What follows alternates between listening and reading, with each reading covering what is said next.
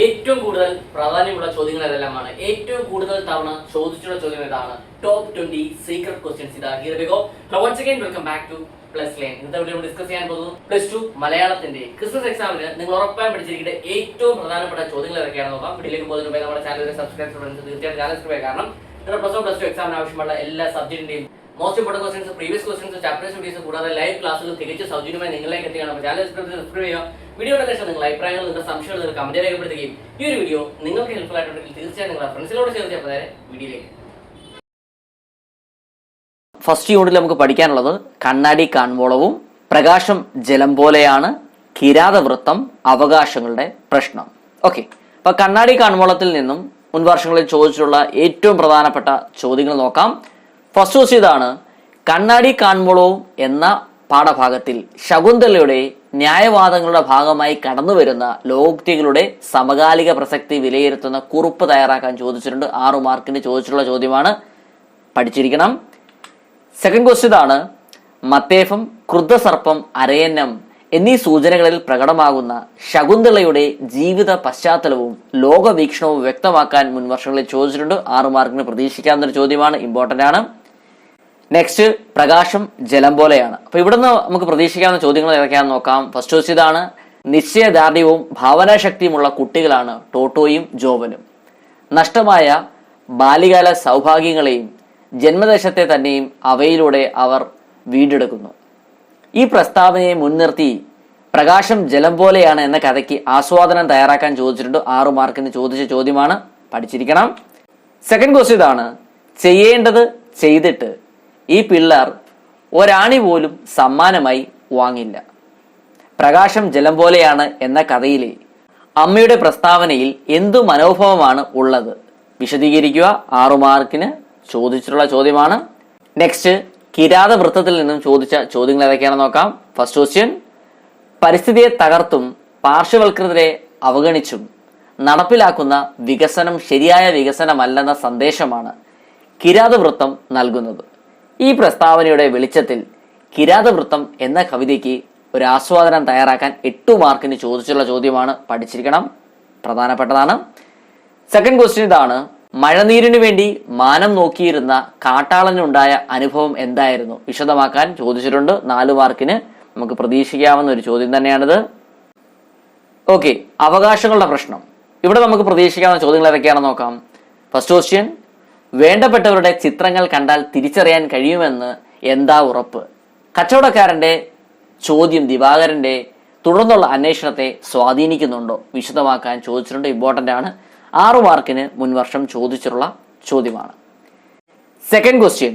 ദിവാകരൻ നിൽക്കുന്ന കടയ്ക്കുള്ളിലേക്ക് 2 കുട്ടികൾ കടന്നു വരുന്നതോടെ അവകാശങ്ങളുടെ പ്രശ്നം എന്ന കഥയുടെ ഭാവതലത്തിൽ വരുന്ന മാറ്റം വിലയിരുത്തുന്ന നിരൂപണ കുറിപ്പ് തയ്യാറാക്കാൻ ചോദിച്ചിട്ടുണ്ട്. 4 മാർക്കിന് ചോദിച്ചുള്ള ചോദ്യമാണ്, പഠിച്ചിരിക്കണം. സെക്കൻഡ് യൂണിറ്റ് തനതിടം. ഇവിടെ നമുക്ക് പഠിക്കാനുള്ളത് കേശിനി മൊഴി, അഗ്നിവർണ്ണന്റെ കാലുകൾ, പദത്തിന്റെ പദത്തിൽ, അതുപോലെ തന്നെ മാപ്പിളപ്പാട്ടിലെ കേരളീയത. ഓക്കെ, അപ്പൊ ഫസ്റ്റ് നമുക്ക് കേശിനി മൊഴിയിൽ നിന്നും ചോദിച്ചിട്ടുള്ള ഏറ്റവും പ്രധാനപ്പെട്ട ചോദ്യങ്ങൾ ഏതൊക്കെയാണെന്ന് നോക്കാം. First question. ബാഹുകൻ തന്നെയാണ് നളൻ എന്ന നിഗമനത്തിൽ എത്തിച്ചേരുവാൻ ദമയന്തിക്ക് സാധിക്കുന്നത് എങ്ങനെ എന്ന് അറിഞ്ഞിരിക്കണം. 4 മാർക്കിന് മുൻ വർഷങ്ങളിൽ ചോദിച്ചിട്ടുള്ള ചോദ്യമാണ്. Second question. കേശിനിയുടെ വ്യക്തിത്വത്തിന്റെ സവിശേഷതകളെ കവി ആവിഷ്കരിക്കുന്നത് എങ്ങനെ, വ്യക്തമാക്കാൻ ചോദിച്ചിട്ടുണ്ട്. 4 മാർക്കിന് മുൻ വർഷങ്ങളിൽ ചോദിച്ചിട്ടുള്ള ചോദ്യമാണ്. Third question. നളനിൽ ഒരു അപരാധം പോൽ ഉണ്ടെന്നാകിലും കുലനാരി കരുത് കോപം പോൽ. കേശിനിയുടെ ഈ വാക്കുകൾ ഏത് കാലത്തും സ്ത്രീയോടുള്ള സമൂഹത്തിന്റെ പൊതു നിലപാട് കൂടിയാണോ, വ്യക്തമാക്കാൻ ചോദിച്ചിട്ട് 6 മാർക്കിന് ചോദിച്ചിട്ടുള്ള ചോദ്യമാണ്, പഠിച്ചിരിക്കണം. അടുത്തത് അഗ്നിവർണ്ണന്റെ കാലുകൾ എന്ന ഭാഗത്തു നിന്നും ചോദിച്ചിട്ടുള്ള ചോദ്യങ്ങൾ ഏതൊക്കെയാണെന്ന് നോക്കാം. First question. വിശപ്പ് അധികാര കേന്ദ്രങ്ങളെ അസ്വസ്ഥമാക്കുന്നത് പോലെ ഭയം സാധാരണക്കാരനെ അവിടെ നിന്നും അകറ്റുന്നു. അഗ്നിവർണ്ണന്റെ കാലുകൾ എന്ന നാടകത്തിലെ കേവലരാമൻ, വിദൂഷകൻ എന്നീ കഥാപാത്രങ്ങളെ മുൻനിർത്തി വിലയിരുത്താൻ ചോദിച്ചിട്ടുണ്ട്. 6 മാർക്കിന് ചോദിച്ചിട്ടുള്ള ചോദ്യമാണ്. Second question. ഉണ്ണായി വാര്യരുടെ കേശിനി എന്ന കഥാപാത്രവും കാവാലത്തിന്റെ അടിച്ചു തളിക്കാരി എന്ന കഥാപാത്രവും സമാനത പുലർത്തുന്നുണ്ടോ, പരിശോധിച്ച് കുറിപ്പ് തയ്യാറാക്കുക. 6 മാർക്കിന് ചോദിച്ചിട്ടുള്ള ചോദ്യമാണ്, പഠിച്ചിരിക്കണം. നെക്സ്റ്റ് നമുക്ക് പദത്തിന്റെ പദത്തിൽ നിന്നും ചോദിച്ചിട്ടുള്ള ചോദ്യങ്ങൾ ഏതൊക്കെയാണെന്ന് നോക്കാം. ഫസ്റ്റ് ക്വസ്റ്റ്യൻ, അനേകം നിർഭാഗ്യങ്ങളോടൊപ്പം സംഭവിച്ച ചില ഭാഗ്യങ്ങളുടെ പേരിലാണ് ഞാൻ ഇന്ന് ജീവിക്കുന്നത്. ഹൈദരലി ഇങ്ങനെ പറയാനിടയായത് എന്തുകൊണ്ട്? വിശദീകരിക്കുക. 6 മാർക്കിന് ചോദിച്ചിട്ടുള്ള ചോദ്യമാണ്. സെക്കൻഡ് ക്വസ്റ്റ്യൻ, പദത്തിന്റെ പദത്തിൽ എന്ന പാഠം വിശകലനം ചെയ്ത് കലാമണ്ഡലം ഹൈദരലിയുടെ വ്യക്തിത്വ സവിശേഷതകൾ വിവരിക്കുന്ന ലഘു ഉപന്യാസം തയ്യാറാക്കാനും ചോദിച്ചിട്ടുണ്ട്. ഈ ഭാഗത്തു നിന്നും 6 മാർക്കിനായിരുന്നു മുൻവർഷങ്ങളിൽ ചോദിച്ചിട്ടുണ്ട്. അപ്പോൾ പഠിച്ചിരിക്കണം. അടുത്തത്, മാപ്പിളപ്പാട്ടിലെ കേരളീയത. ഇവിടെ നിങ്ങൾ പ്രാധാന്യം കൊടുക്കേണ്ട ചോദ്യങ്ങൾ ഏതൊക്കെയാണെന്ന് നോക്കാം. ഫസ്റ്റ് ക്വസ്റ്റ്യൻ, മാപ്പിളപ്പാട്ട് രചയിതാക്കളിൽ പ്രമുഖരായ പുലിക്കോട്ടിൽ ഹൈദറിന്റെ ചരമവാർഷിക ദിനത്തിൽ പ്രസിദ്ധീകരിക്കാനായി അദ്ദേഹത്തിന്റെ ജീവിതത്തെയും സാഹിത്യ സംഭാവനകളെയും വിശദീകരിക്കുന്ന ഒരു ഫീച്ചർ തയ്യാറാക്കാൻ 8 മാർക്കിന് ചോദിച്ചിട്ടുള്ള ചോദ്യമാണ്. അപ്പോൾ അത് പഠിച്ചിരിക്കണം. സെക്കൻഡ് ക്വസ്റ്റ്യൻ, പുലിക്കോട്ടിൽ ഹൈദർ തന്റെ രചനകളിൽ പുലർത്തിയ സ്ത്രീപക്ഷപാതത്തെക്കുറിച്ച് ലഘു വിവരണം നൽകുക. 4 മാർക്കിന് മുൻവർഷം ചോദിച്ച ചോദ്യമാണ്. പഠിച്ചിരിക്കണം. തേർഡ് ക്വസ്റ്റ്യൻ ഇതാണ്, പുലിക്കോട്ടിൽ ഹൈദറിന്റെ വെള്ളപ്പൊക്കമാല, മറിയക്കുട്ടിയുടെ കത്ത് എന്നീ കൃതികളെക്കുറിച്ച് ലഘു വിവരണം തയ്യാറാക്കാനും ചോദിച്ചിട്ടുണ്ട്. 4 മാർക്കിന് ചോദിച്ചുള്ള ചോദ്യമാണ്. തേർഡ് യൂണിറ്റ്, ദർപ്പണം. ഇവിടെ നമുക്ക് പഠിക്കാനുള്ളത് കൊള്ളിവാക്കല്ലാതൊന്നും, ഗൗളി ജന്മം, തേങ്ങ, ബദരിയും പരിസരങ്ങളും, യമുനോത്തരയുടെ ഊഷ്മളതയിൽ. ഓക്കെ, അപ്പോൾ കൊള്ളിവാക്കല്ലാതൊന്നും എന്ന ഭാഗത്ത് നിന്നും ചോദിച്ചുള്ള ചോദ്യങ്ങൾ ഏതൊക്കെയാണെന്ന് നോക്കാം. ഫസ്റ്റ് ക്വസ്റ്റ്യൻ, കണ്ണാടി കാൺമോളവും എന്ന കവിതാഭാഗത്തെ ശകുന്തളയുടെ വ്യക്തിത്വമല്ല കൊള്ളിവക്കല്ലാതൊന്നും എന്ന കവിതാഭാഗത്തെ ശീലാവതിയുടെ വ്യക്തിത്വം. ഈ കഥാപാത്രങ്ങളെ സമകാലിക സാഹചര്യത്തിൽ താരതമ്യം ചെയ്ത് പ്രഭാഷണം തയ്യാറാക്കാൻ ചോദിച്ചിട്ടുണ്ട്. 8 മാർക്കിന് ചോദിച്ചൊരു ചോദ്യമാണ്. പഠിച്ചിരിക്കണം. സെക്കൻഡ് ക്വസ്റ്റ്യൻ, ഭർത്താവിൽ നിന്നും താൻ അനുഭവിക്കുന്ന പീഡനങ്ങൾക്കെല്ലാം കാരണം ജാതകദോഷമാണെന്ന് കരുതി സമാധാനിക്കുന്ന ശീലാവതിയുടെ നിലപാടിനോട് നിങ്ങൾ യോജിക്കുന്നുണ്ടോ? വിശദീകരിക്കാനും ചോദിച്ചിട്ടുണ്ട്. 4 മാർക്കിന് ചോദിച്ചിട്ടുള്ള ചോദ്യമാണ്. തേർഡ് ക്വസ്റ്റ്യൻ, കൊല്ലുന്നതിനേക്കാളും ശല്യമായിട്ടുള്ളൊരു കൊള്ളിവാക്കല്ലാതൊന്നും ചൊല്ലുകയില്ല അദ്ദേഹം. ശീലാവതിയെ കൊണ്ട് ഇപ്രകാരം പറയാനിടയാക്കിയ സാഹചര്യങ്ങൾ വിശകലനം ചെയ്യാനും ചോദിച്ചിട്ടുണ്ട്. 4 മാർക്കിന് ചോദിച്ചിട്ടുള്ള ചോദ്യമാണ്. ഓക്കെ, നെക്സ്റ്റ് നമുക്ക് ഗൗളി ജന്മത്തിൽ നിന്നും ചോദിച്ചിട്ടുള്ള ചോദ്യങ്ങൾ ഏതൊക്കെയാണെന്ന് നോക്കാം. ഫസ്റ്റ് ക്വസ്റ്റ്യൻ, ആൺഗൗളിയുടെ നിഴലിൽ നിന്നും സ്വതന്ത്ര വ്യക്തിത്വത്തിലേക്കുള്ള പെൺഗൗളിയുടെ വളർച്ചയാണ് ഗൗളി ജന്മം എന്ന കഥയിൽ കാണുന്നത്. ഈ നിരീക്ഷണത്തെ മുൻനിർത്തി ശകുന്തള, ശീലാവതി എന്നീ സ്ത്രീ കഥാപാത്രങ്ങളെ പെൺഗൗളിയുമായി താരതമ്യം ചെയ്യുന്ന ഉപന്യാസം തയ്യാറാക്കാൻ 8 മാർക്കിന് ചോദിച്ചിട്ടുള്ള ചോദ്യമാണ്. സെക്കൻഡ് ക്വസ്റ്റ്യൻ, മനുഷ്യർ കാണാത്തതും ഗൗളികൾ കാണുന്നതുമായ മനുഷ്യത്വ രാഹിത്യത്തിന്റെ നിരവധി ചിത്രങ്ങൾ അവതരിപ്പിക്കുന്ന കഥയാണ് ഗൗളി ജന്മം. കഥാസന്ദർഭങ്ങളെ ആസ്പദമാക്കി വിലയിരുത്തുക. 8 മാർക്കിന് ചോദിച്ചിട്ടുള്ള ചോദ്യമാണ്.